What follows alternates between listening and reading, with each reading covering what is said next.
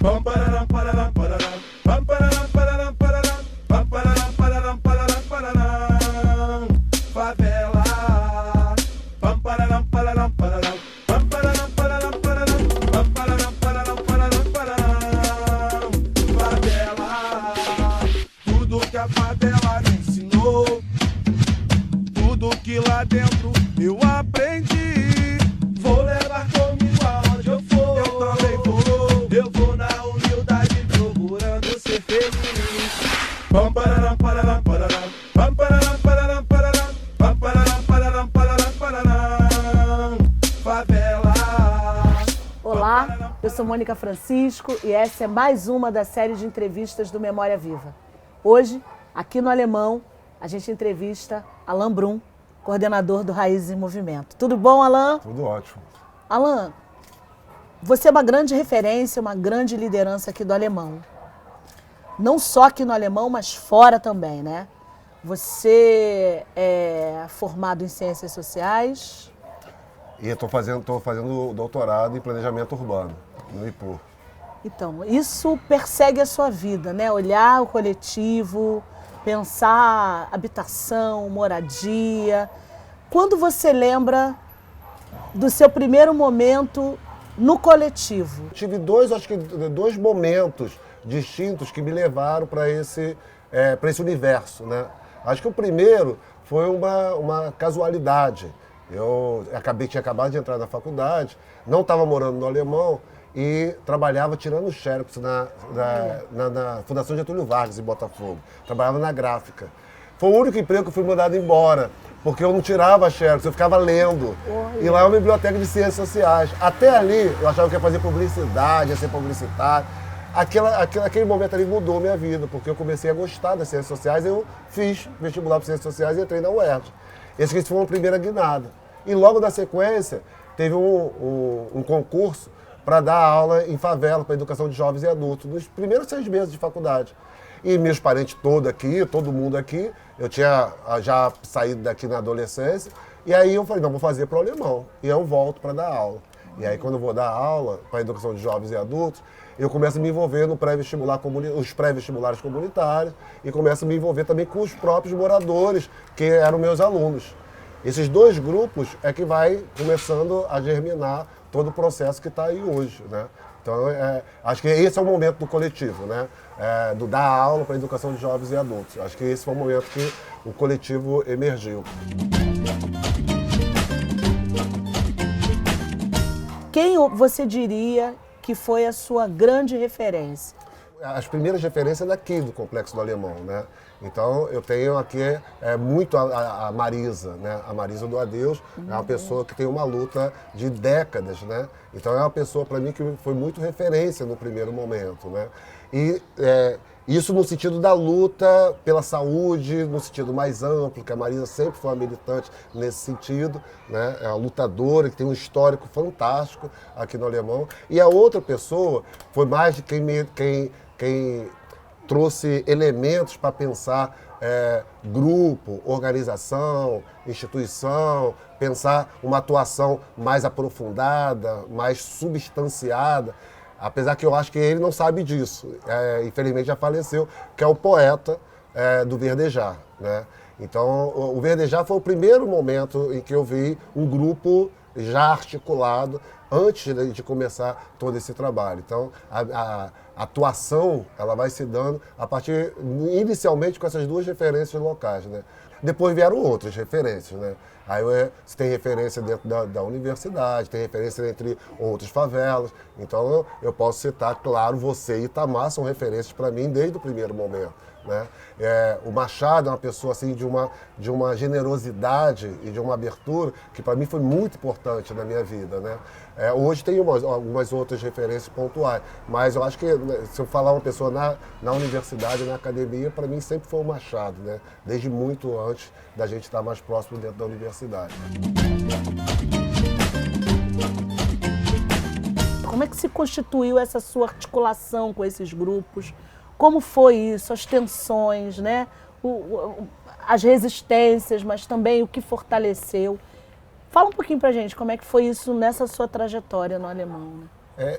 Mônica, eu acho que assim, essa primeira experiência com os alunos de educação de jovens e adultos e com o movimento pré-vestibular, eu acho que isso moldou um pouco a minha ânsia de trabalhar coletivamente, buscar sempre o coletivo.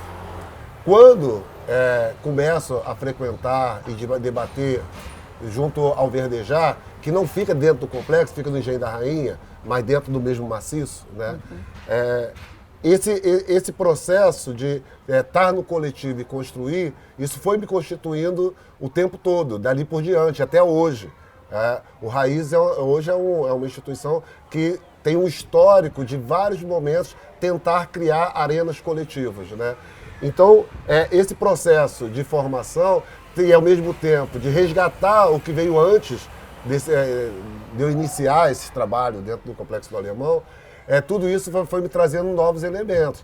Mas em 2000, exatamente em 2000, a gente juntou um grupo muito diversificado de associação de moradores, centro espírita, igreja evangélica, igreja católica, vários atores locais, e a gente conseguiu constituir o CONSA, que era na época que estava chegando o Programa Saúde da Família, né? A gente fez um movimento junto com o Verdejar para tirar o entreposto de lixo da Conlurb, que era aqui, e a gente conseguiu com esse movimento, a gente conseguiu que o Complexo do Alemão recebesse o primeiro Programa Saúde da Família, o primeiro postinho foi aqui embaixo, no Morro do Alemão. A gente conseguiu que o entreposto de lixo se transformasse na Vila Olímpica, que é hoje, né? A gente já dialogava naquela época com a Fiocruz, que detectou, junto conosco, de que aquele entreposto provocava problema de respiratório, problema de pele. Isso alimentou, na época o secretário era o Sérgio Aruca, uma pessoa também que escutava muito, né? Então, uma pessoa que foi aliado, né, naquele momento. Depois, a gente teve, com as chuvas de dezembro de 2013, tivemos o Juntos pelo Complexo, e agora é o Fórum Popular do Complexo do Alemão. Alguns atores se repetem, outros se agregam, né? Mas o que é interessante é que, depois daquele primeiro coletivo que foi o CONSA, de lá para cá, o Raiz e Movimento vai se constituir em 2001. Naquele momento que a gente se constitui, só tinha a Associação de Moradores, a Tia Beth, que já está aqui há 40 e poucos anos fazendo trabalho, da Oca dos Curumis, e não tinha outras organizações, né? Cada evento vai provocando também as pessoas e isso vai se constituindo novos grupos, né? Então a gente teve o momento da chacina do PAN em 2007, isso foi criando novos grupos aqui dentro, de enfrentamento, de debate, de reflexão. A gente teve em 2008, também com a chegada do PAC Favela, PAC e depois o PP, e esse momento foi um momento de boom, teve muitas organizações constituídas a partir desse momento, e assim foi criando uma diversidade grande, né? Hoje, talvez, no Alemão tenha 30 organizações. A gente está no plano do Alemão que tem 23 organizações. Mas tem outros pequenos, menorzinhos, às vezes 2, 3 pessoas, também que vai se constituindo aí com atividades, trabalhos, enfim. Como é essa organização em torno desse tema, que acaba atravessando todos os outros? Habitação, saneamento. Então, o CONSA, ele foi um marco. A gente tem também uma pessoa aqui na área, na região, que ficou pouco tempo, assim, talvez tenha ficado 10, 12, 15 anos na região, que era um padre da Igreja Católica. E que é um padre muito, ainda forjado na Teologia da Libertação. Teologia da Libertação, né? O padre Martini. Né? O padre Martini, ele era um grande articulador naquele momento, sabe? Ele conseguiu aglutinar, é um cara que respeitava todas as outras religiões, trazia... Os encontros do CONSA eram dentro da paróquia de São Sebastião, né? Que os macumbeiros, ia todo mundo para lá, ia os evangélicos, ia todo mundo para lá. E a gente estava pensando, era um momento, e estava começando a chegar algumas políticas públicas estruturadas, né? E aí a questão da saúde era fundamental. Eu não sei qual o momento que isso é implementado na cidade, não lembro agora, mas aqui era um dos primeiros, né? E a gente se organizou, coisa que a gente está lutando até hoje, a gente já lutava lá no CONSA, que era que a população tivesse gerência, incidir sobre a política pública e que pudesse pensar num formato inovador de cogestão entre os movimentos sociais e o poder público. Alan, sonhador, professor, olhando em perspectiva, né? Lá o seu início, as referências da Marisa, do Luiz Poeta, o que era bom e não é mais, ou então não era bom, ficou melhor. A gente pode ter a nostalgia de pensar que o passado era melhor, né? Mas também o passado você não tinha a bagagem que tem hoje. Então você não pensa o passado com a bagagem de hoje. Então quando você tem um momento de descobertas, ele é muito mais fascinante. Você está descobrindo, né? E aí às vezes a descoberta é muito boa. E aí você começa a sofrer, porque você descobriu, né? Então eu acho que são processos, momentos diferentes, né? Histórico também diferente, né?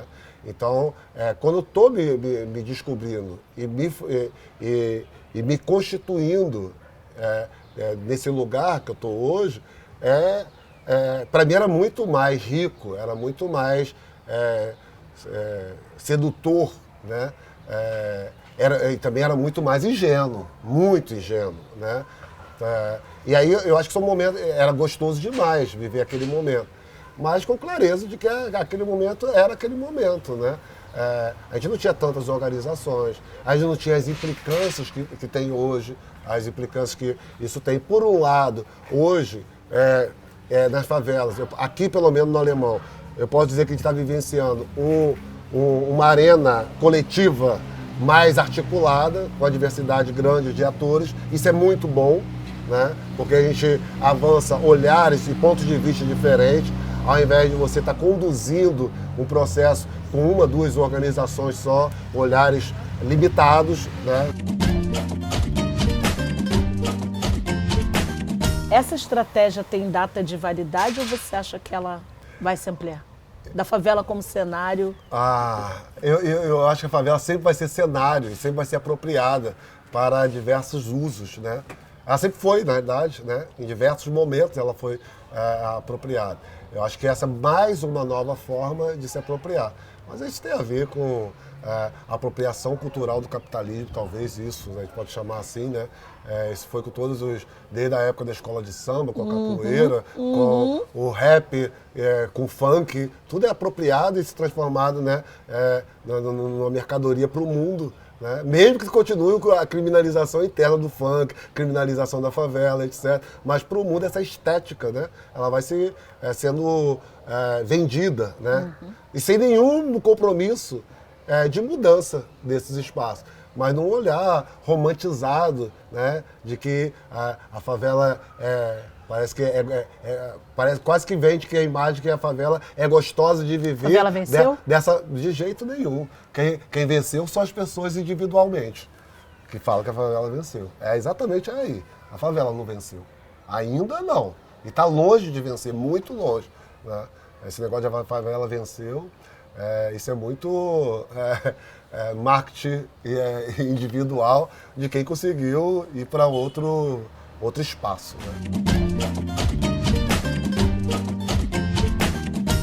Eu queria que você falasse sobre tudo isso em diálogo com o contexto que a gente está vivendo hoje, um 2023, onde a gente tem novamente a mesma forma de organizar a segurança pública aqui no Rio de Janeiro, com ocupação. A gente está vivendo uma ocupação. E, ao mesmo tempo, nesse mundo globalizado, a gente está vivendo uma crise no mundo do trabalho, uma extrema precarização. A discussão na favela, para mim, de segurança pública, ela só precisa ter um elemento que seja base para pensar a segurança pública. Direito à vida. Qualquer coisa que não levar isso em consideração, já tem que se repensar. Qualquer coisa. É o direito à vida. As pessoas precisam viver, precisam ter a sua vida garantida. Se a gente tem uma política de segurança que tenha isso na sua centralidade, talvez a gente possa começar a ter alguma alternativa. E aí a gente está falando eu estou falando de vida, não estou nem falando das outras questões, dos outros impactos. São as crianças que não vão para a escola, são as crianças que não vão para a escola, e quando vão, elas também já estão com tanta... a sua saúde mental está tão abalada que aí é todo aquele... Aí volta outros elementos daquele ciclo de pobreza que estava falando, né? Como é que a pessoa vai se desenvolver intelectualmente num ambiente, num contexto desse, né? O governo federal não pode mais escamotear. Ele tem que colocar, tem que puxar essa responsabilidade para ele. A responsabilidade é do Estado, da segurança pública. Mas o governo federal pode e deve constituir formas, diretrizes que embasam a questão da segurança pública. Senão não teríamos um Ministério de Segurança Pública. Não teria sentido se não tem uma função que possa nortear e dar uma unidade sobre determinadas questões, sobretudo valorizando a própria Constituição, a democracia, os princípios e direitos básicos. Tudo isso está garantido formalmente, né, nas leis. Então o governo federal tem que prezar por isso e enquadrar as políticas de segurança que está matando pessoas pelo próprio poder do Estado. O Estado matando pessoas dentro das favelas. Mas eu queria que você falasse um pouquinho sobre os lugares de memória. Assim, quando você fecha o olho, agora na nossa conversa, os lugares de memória. Então, esses espaços assim de memória, tem um também que eu não posso deixar de citar, que é o eu falei da igreja, mas ao mesmo tempo que eu ia para a igreja no domingo, durante a semana a gente brincava no centro espírita da minha tia aqui embaixo. E aonde era o centro, é agora uma igreja também evangélica, que sumiu também os espaços, né, de religião de matriz africana. Mas a tia Erenita, ela tinha um centro aqui, só que assim, muitos becos também foram fechados com essa densidade, né? E ela tinha um centro que é aqui na rua, na curva aqui, mas ele saía no outro beco lá atrás. Então a gente brincava de fazer isso, né? E era todo um varandão, do tamanho desse terraço aqui, era um varandão e todo feito de madeira, sabe? E aí, então o barulho, vem na memória aí, da gente brincando ali, correndo, né? E corria assim, né? Era rua dentro de casa e era o único lugar que a gente podia fazer tudo, né? O centro espírita podia fazer tudo, as crianças podiam fazer tudo. E lá a gente ficava à vontade, né? Então a gente gostava muito de ficar lá. Então tem bastante espaço. Você até me fez lembrar da tia Erenita agora, que eu nem lembrava, no tempo que eu não resgato essa memória.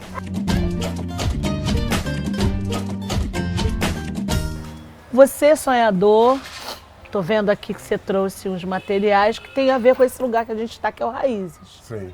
Eu queria que você falasse um pouquinho. Eu trouxe um pouco algumas publicações que a gente tem feito agora, né?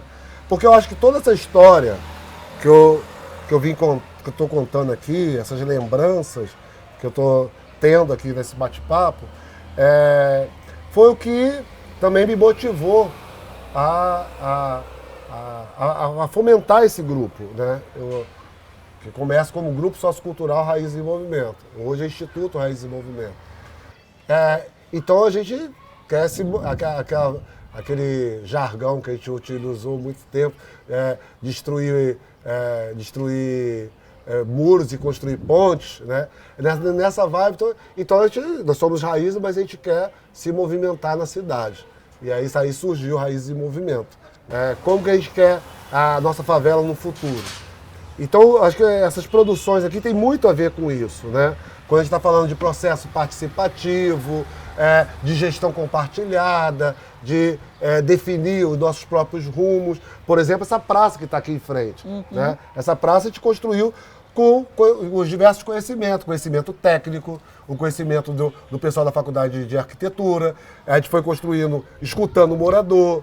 Então foi um processo de construção com diversos saberes e a gente foi registrando isso, porque a gente entende que é uma metodologia que pode ser replicada em outros espaços de favelas, né? E que é possível você ter qualidade técnica de projetar espaço e de processo participativo, que a gente não conseguiu fazer no PAC, por mais que a gente lutou. E aí sempre a questão era desvalorizar o conhecimento da favela. Saberes locais. Os saberes locais e desvalorizar. Sempre é falar, isso não é viável tecnicamente. E aí isso também vai nos provocando também. E aí a gente se aproxima cada vez mais do conhecimento técnico, dialogando, criando arenas para os conhecimentos dialogarem. Então, pensar em espaços coletivos, trazer aliados a partir de conhecimentos produzidos desse território, das vivências, das suas memórias, trazer a memória para o futuro, né? Então, a gente adora trabalhar com o contrassenso das palavras, né? É raiz em movimento, é memória para o futuro. Porque é isso, porque a gente precisa conhecer a história para avançar. Então, o curso foi muito importante, aglutinou, não só dentro desse curso, as organizações tinham pessoas ali fazendo curso, tinha moradores não institucionalizados, que é esse morador que não está ligado a nenhuma organização local, tinha esses profissionais que prestam serviço público para o Complexo do Alemão, tinham pesquisadores, e criou um coletivo que foi possível, isso foi 2021. Em 22, ano passado, a gente conseguiu construir um plano, e esse ano estamos tirando do papel.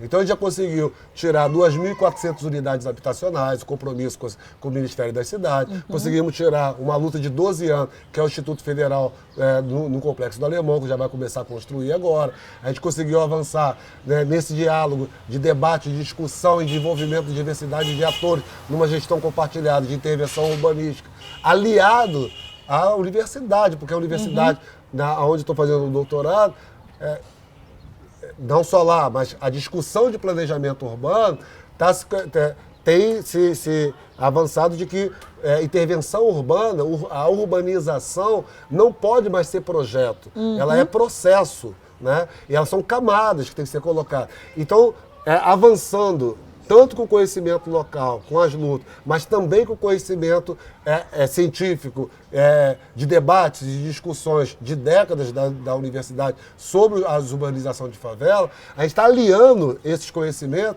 e tentando impactar na gestão pública, que ainda é muito arcaico, como eu falei anteriormente.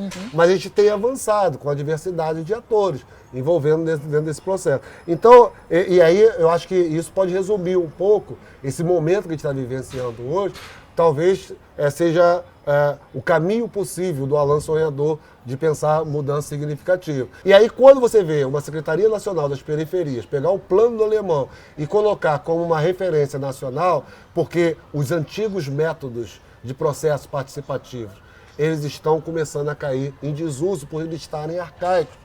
Tá? Inclusive, não fazem sentido. Inclusive, nós está tendo um debate nessa esfera nacional da questão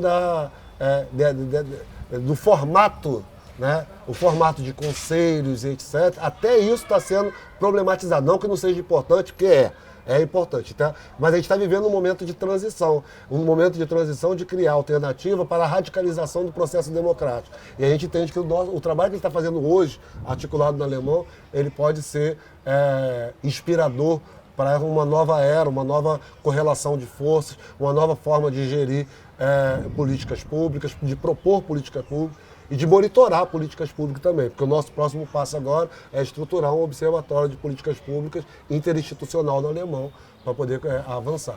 Gratidão. Obrigada. Alan. Só você para entrar nessas minhas intimidades.